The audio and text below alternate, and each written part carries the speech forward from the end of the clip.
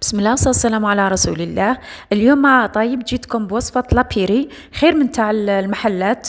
درناها بالصدر تاع الدجاج كيما نقدروا نديروها بالدجاج محمر، يعني في فيديوهات جايه ان شاء الله. طبق راه صيفي ومتكامل محبوب بزاف عند بزاف من الناس يحبوا لابيري. روحوا مع بعضنا للمقادير، تابعوا الفيديو كامل باش تشوفوا كيفاش تجينا البطاطا كيما لاموس. نروحوا مع بعضنا المقادير. درنا لهنا كونتيتي تاع بطاطا، نقيناها قطعناها بتيت كاري، درناها تتغلى، درنا معاها شويه ملح وخليناها على جهه وخليناها طيب حتى تلقوها طابت تطفوا عليها. اذا لقيتوا فيها مازال فيها شويه تاع ما تقدروا تصفوها، والله يعني تقدروا تخلوها حتى تنشف من الماء نتاعها. ولهنا درنا شويه مقارين الكسرونه الاخرى،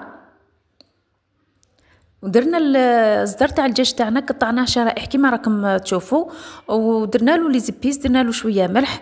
ولي زبيس استعملنا لهنايا توابل الدجاج، استعملنا زعفران واستعملنا الزنجبيل. خلطوهم كامل وغطوا على نار هاديه دائما، غطوهم خلوهم يتمارينوا مليح مع بعضهم. والدجاج هذاك يطلق لنا شويه الماء هذاك نتاعو، غطوه وخلوه على نار هاديه واحد 5 دقائق والله حتى تلقاوه كيما راكم تشوفوا لهنايا تبل طلق لاصوص.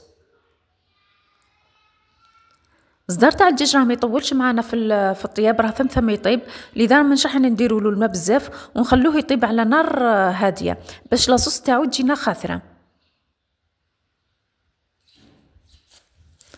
هكذا. ونغطوه ونخلوه يطيب.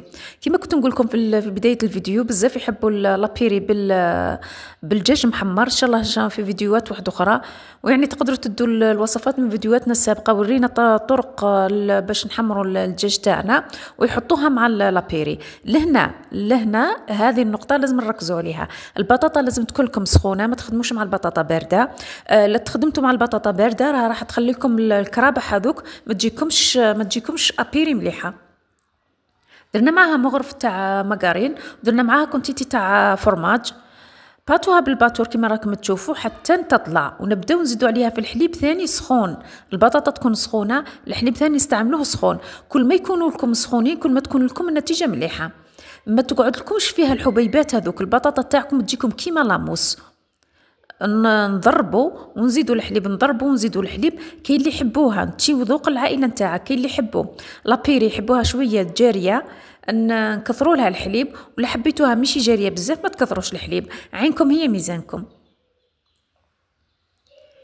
بهذه الطريقه انا لهنا راني سرعت الفيديو، ادوا وقتكم حتى تلقوا الحبيبات هذوك مكانش، وتبلكم البطاطا باللي ولات شغل مبيضه مع الحليب هذاك يبيضها لكم الحليب، تحسوها راهي خفيفه دايره كيما لاموس. ما تسرعوش فيها، لازم تكون ما فيهاش حبيبات. راهي من الوصفات المحبوبه في الصيف، ورانا على ابواب الصيف.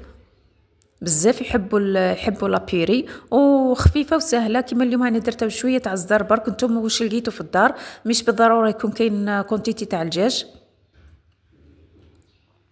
الا كنتي حايره واش راكي ديري عشاك ولا واش راح ديري غداك، وكان عندك شويه صدر برك تاع الدجاج، نص صدر ياسر مع حبيبات تاع بطاطا، تقدري تفبركي الغدا تاعك ولا العشاء تاعك. ويعني هو كيما راني كنت نقول لكم لابيري بزاف محبوبه هكذايا، وتاكلوها ان شاء الله بالصحه والهنا. ولأول مره تشاهد القناه تاعنا ما تبخلوش علينا بالبارطاج، ما تبخلوش علينا بالابوني. شوفوا القوام تاعها، انا خليتها ماشي ميها بزاف، خليتها مويان.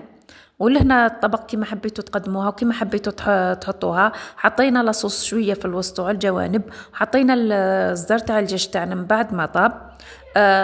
تخلوها تطيب على نار هاديه تلقاو لاصوص خاثره هكذا، وتاكلوها بالصحه والهنا عليكم ان شاء الله. وما تبخلوش علينا بالبارطاج، ما تبخلوش علينا بالابوني، ومازال في جعبتنا ان شاء الله فيديوهات.